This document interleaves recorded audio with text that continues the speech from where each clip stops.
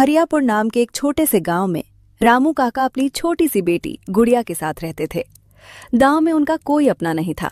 गुड़िया की मां का देहांत कई साल पहले हो चुका था और तब से रामू काका ही माँ बाप दोनों बनकर उसे पाल रहे थे। रामू काका का एक छोटा सा मटन करी का ठेला था। अगली सुबह रामू काका अपना छोटा सा ठेला लेकर हमेशा की तरह चौराहे पर पहुंच गए। ठंडी हवा चल रही थी और आसमान में हल्की धूप फैली थी। रामू काका मन ही मन सोच रहे थे, हे भगवान, अगर आज 2-3 प्लेट मटन करी बिक जाए तो घर का खर्चा चल जाएगा। गुड़िया की किताबें भी लेनी है। तभी एक दुबला पतला फटे कपड़ों में लिपटा छोटा बच्चा उनके ठेले के पास आया। काका, मुझे बहुत ज्यादा भूख लगी है, क्या आप मुझे मटन करी खिला सकते हो? पैसे अभी नहीं हैं। रामू काका ने उसकी हालत देखी, दिल भर आया। उन्हें अपनी ही गुड़िया याद आ गई। अरे बेटा, क्यों नहीं, खाना भूखों का हक है।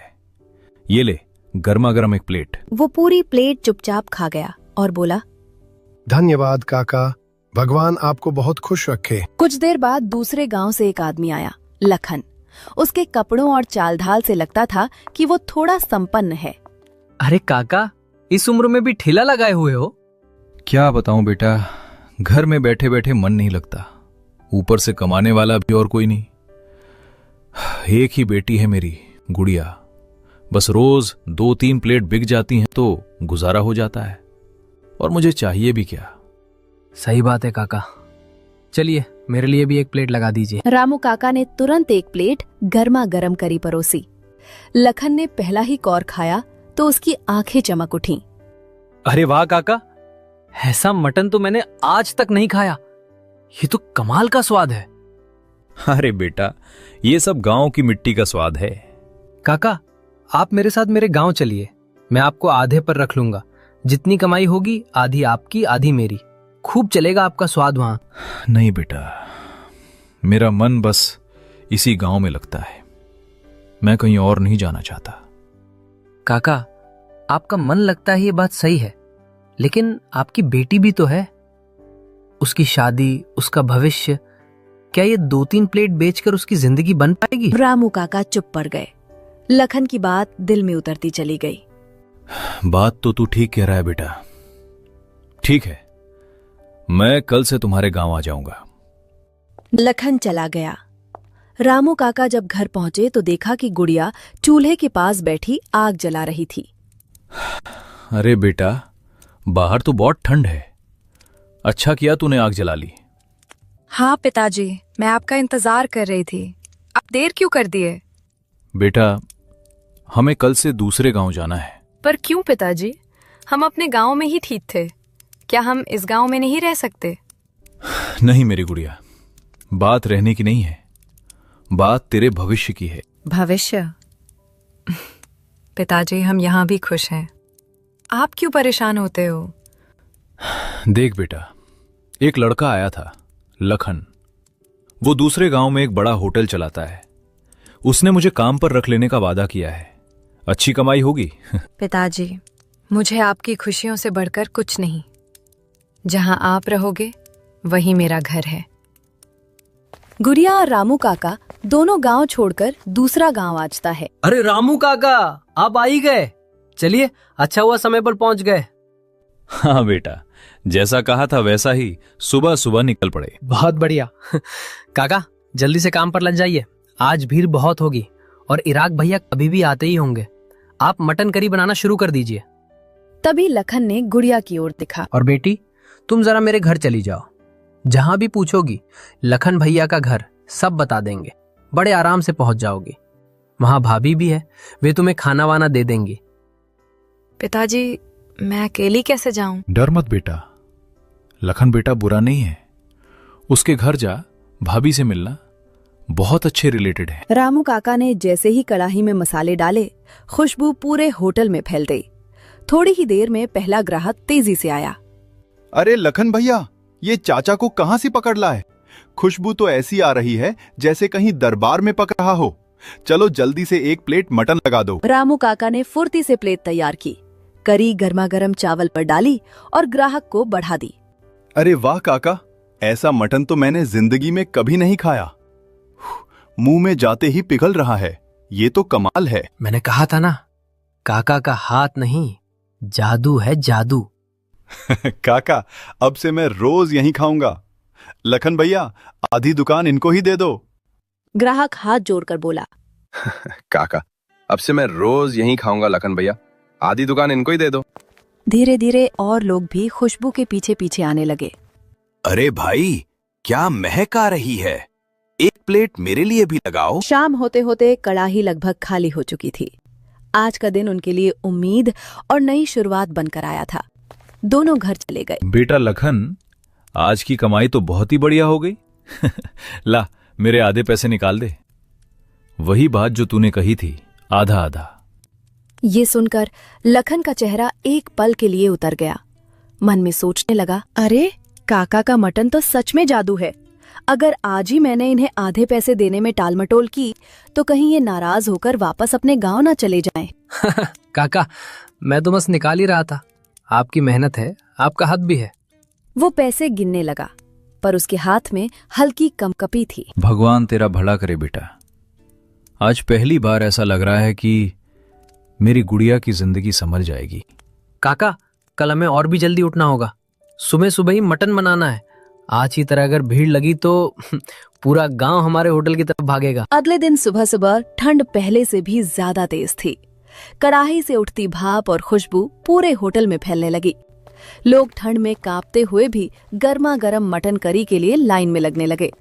अरे भाई जल्दी देना, ठंड में बस काका की मटन करी ही जान बचा सकती है। आज तो और भी ज्यादा खुशबू आ रही है। तभी रोज आने वाला एक खास ग्राहक आया, राहुल। काका, मैं आज फिर आ गया। आपके हाथ की मटन करी के लिए तो मैं रोज यहाँ तक पैदल आता हूँ। ऐसा स्वाद तो पूरी दुनिया में नहीं मिलेगा। अरे बेटा, तू रोज इतना दूर से आता है, मुझे तो शर्म आ जाती है।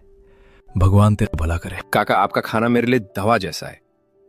ठंड में आपका गरम मटन, वाह। लखन भैया, आपने बड़ा अच्छा फैसला किया इन्हें लाके। ये सुनकर लखन के चेहरे पर हल्की तकरार की झलक आ गई। अंदर ही अंदर वो बुरी तरह जल उठा। हर कोई बस काका काका करता है। अरे दुकान किसकी है, नाम किसका है, मुनाफा किसका होना चाहिए। अब तो मैंने मटन करी बनाना सीख भी लिया है, फिर इस बूढ़े को रखने की क्या जरूरत। आज रात ही से निकाल दूंगा, पूरी कमाई मेरी होगी। पूरा दिन भीड़ पहले दिन से भी ज्यादा रही। हर प्लेट की तारीफ सिर्फ एक ही नाम से शुरू और खत्म हो रही थी। दुकान बंद करके दोनों अपने अपने घर जाने लगते। काका, मेरे आधे पैसे निकाल दो। आज अच्छी कमाई हुई है। हाँ बेटा, क्यों नहीं। ये ले तेरे आधे पैसे। ऊपर वाले की मेहर है, आज अच्छा दिन रहा। और सुनो काका, कल से आप दुकान पर मत आना। क्या बोला तूने बेटा, मैं दुकान पर ना हूं? अरे कुछ गलती हो गई क्या? नहीं काका, गलती वगलती कुछ नहीं।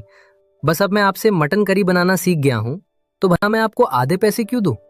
अब से दुकान में अकेला ही चलाऊंगा। लेकिन बेटा, तू मुझे मेरे गांव से यही कहकर लाया था कि आधे पैसे तेरे आधे मेरे, हम साथ मिलकर मेहनत करेंगे। हाँ काका, लाया था, लेकिन अब मेरा मन नहीं है। आप अपना गांव वापस चले जाइए, मुझे अब किसी की जरूरत नहीं। बस बहुत हो गया। आप दोनों कल से यहां मत दिखना। दुकान मेरी है, मेहनत मेरी है, और अब कमाई भी मेरी होगी।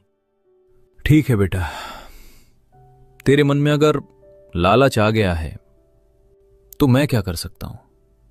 लेकिन एक बात याद रखना, खाना बनाने का तरीका सिर्फ देखने से नहीं आता, उसका जादू हाथ में होता है, और वो जादू किसी लालची दिल में टिकता नहीं है।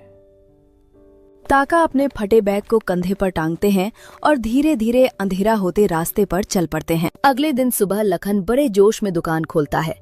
उसके चेहरे पर एक तिरछी मुस्कान होती है। आज देखना, लोग मेरी बनाई मटन करी के भी दीवाने हो जाएंगे। काका समझते क्या थे, अपने हाथ का जादू। कुछ देर में पहला ग्राहक आता है।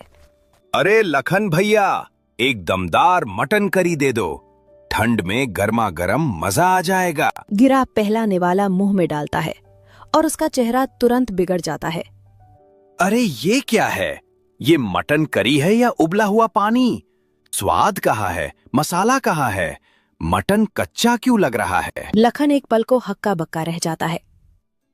क्या बोल रहे हो भाई, जैसे रोज बनती थी वैसे ही बनाई है। नहीं बत करो, ये तो बिल्कुल खराब है। मैं तो खत्म भी नहीं कर पा रहा। इतने में सुनील तेजी से आता है, हाथ रगड़ता हुआ, ठंड से जूझते हुए। लखन भाई जल्दी से एक प्लेट मटन करी लगा दो, ठंड में कुछ गरम खा लूं। और काका कहाँ है? दिख नहीं रहे 2 दिन से। लखन बिना जवाब दिए प्लेट रख देता है। सुनील कौर लेता है और तुरंत थूकने जैसा मुंह बनाता है। अरे ये किसने बनाई है? ये तो बिल्कुल खराब है। मैंने तो काका के हाथ की करी खाई है, उसमें तो जान होती थी। लेकिन ये तो कुछ भी नहीं है। लखन की भौहें सिकुड़ जाती हैं। यार प्लीज ऐसे मत बोलो, बन तो वैसे ही रही है जैसे काका बनाते थे। अरे हाँ हाँ, बिल्कुल बेकार है। मटन जैसे कच्चा पड़ा हो, मसाला जैसे कहीं खो गया हो। अरे लखन भाई, ये आपके बस की बात ही नहीं है। सच कहें तो बेटा, काका के हाथ में सच में कोई जादू था और तूने उन्हें निकाल दिया लालच में। एक एक करके सारे ग्राहक प्लेटें छोड़कर चल देते हैं। दुकान के सामने सन्नाटा छा जाता है। राहुल को कई दिनों से काका की याद सताने लगती है। काका की बनाई मटन करी का स्वाद ही नहीं, उनकी हंसी, उनकी बातें सब उसके दिल में बस गए थे। एक दिन वो ठंड में कांपते कांपते काका के गांव पहुंच जाता है। अरे काका, अब यहाँ क्या कर रहे हो? आपने दुकान क्यों छोड़ दी? अब तो आप हमारे गांव में दिखते भी नहीं। सब लोग आपको बहुत याद कर रहे हैं। क्या बताऊं बेटा राहुल, दिल टूट गया बस। लखन मुझे मेरे गांव से ये बोलकर लाया था कि आधी कमाई उसकी और आधी मेरी। सोचा था चलो मेहनत कर लूंगा, गुजारा हो जाएगा। पर जैसे ही कमाई बढ़ी, उसका मन बदल गया। काका, उसने बहुत गलत किया आपके साथ। लालची इंसान था वो, आपको इस्तेमाल किया और फिर निकाल दिया। लेकिन काका, एक बात जान लो, किसी के देखने से रेसिपी नहीं सीखी जा सकती। आपके हाथ में जो जादू है। बेटा, अब कहां से शुरू करूं? न ठेला है, न बर्तन, न ही पैसे बचे हैं। थोड़े बहुत जो जमा थे, सोच रहा हूं बेटी की शादी कर दूं। मेरी उम्र भी ढल रही है बेटा, किस किस चीज के लिए भागूं? काका, आपने मुझे हमेशा बेटे की तरह प्यार दिया है। अब आपकी बारी है कि मुझे आपको संभालने दो। नहीं बेटा, मैं तेरे पैसों पर बोझ नहीं बनना चाहता। तू खुद मेहनत करता है, तेरे भी तो सपने होंगे। काका, आप बोझ नहीं, गौरव हो मेरे लिए। और रही सपनों की बात, मेरा एक ही सपना है, आपकी दुकान फिर से चले, आपकी मटन करी से गांव में खुशबू फैल जाए और आपकी बेटी की शादी धूमधाम से हो जाए। तू सच कह रहा है बेटा? क्या तू मेरे साथ ठेला चलाएगा? हाँ काका, आप बनाना, मैं बेचना। आपका सम्मान हमेशा सबसे ऊपर रहेगा और कसम से मैं आपको कभी अलग नहीं करूंगा। हम दोनों एक टीम रहेंगे। राहुल के साथ काका का ठेला दोबारा लग चुका था। सुबह सुबह गांव की गलियों में मसालों और देसी घी की खुशबू फैलने लगी थी। कुछ ही दिनों में ठेले पर भीड़ उमड़ने लगी। पहला ग्राहक गरम गरम भाप उठती कढ़ाई देखता ही बोल उठता, अरे काका, आप वापस आ गए। हम तो समझ बैठे थे कि अब कभी आपका मटन खाने को नहीं मिलेगा। कहाँ जाऊंगा मेरे भाइयों, बस जिंदगी ने थोड़ी परीक्षाएं ली थीं। अब आया हूं तो रोज ताजी गरम गरम मटन करी खिलाऊंगा। आप जैसे लोगों की दुआएं जो साथ हैं। ग्राहक पहला निवाला खाते ही तालियां बजा देता है। अरे वाह काका, ये तो वही पुराना जादुई स्वाद। कदम जबरदस्त। आपके हाथ का मटन तो दिल में उतर जाता है। कई महीनों से दुकान बहुत अच्छा चल रहा था। राहुल भी काका की तरह प्यार और सफाई से मटन करी बनाना सीख चुका था। काका बिस्तर पर लेटे थे। राहुल घबराकर उनके पास बैठ गया। काका, क्या हुआ? आप ऐसे क्यों लेटे हो? डॉक्टर को बुलाऊं? नहीं बेटा, मुझे लगता है मेरी उम्र का वक्त पूरा हो रहा है। बस कुछ बात मैं तुझसे कहना चाहता हूं। काका, ऐसी बात मत कहिए, आप ठीक हो जाओगे। बताइए क्या कहना है? आपकी हर बात मेरे लिए हुक्म है। राहुल, तेरे ऊपर एक जिम्मेदारी छोड़कर जा रहा हूं। मेरी गुड़िया, मेरी बेटी, इस दुनिया में उसका कोई नहीं बचा मेरे बाद। पिताजी, आप हमें छोड़कर मत जाइए, हम अकेले कैसे रहेंगे? बेटी, हर इंसान को एक दिन जाना होता है। मेरी चिंता सिर्फ तेरी जिंदगी की है। राहुल जैसा लड़का मैंने बहुत कम देखा है, सीधा, मेहनती और दिल का साफ। राहुल बेटा, अगर तुझे मंजूर हो तो तू मेरी बेटी का साथ निभाना। मुझे सुकून मिलेगा कि वो अच्छे हाथों में है। काका, ये तो मेरे लिए सम्मान की बात होगी। मैं वादा करता हूं, मैं गुड़िया का हमेशा ख्याल रखूंगा, उसे कभी अकेला महसूस नहीं होने दूंगा। मैं उसकी जिंदगी भर इज्जत और खुशी दूंगा। कुछ देर बाद काका आंखें बंद करते हैं, शांत भाव से बिना किसी दर्द के अपनों के बीच अंतिम सांस लेते हैं। कुछ समय बाद राहुल और गुड़िया की सादगी भरी शादी होती है। शादी के बाद दोनों मिलकर फिर से काका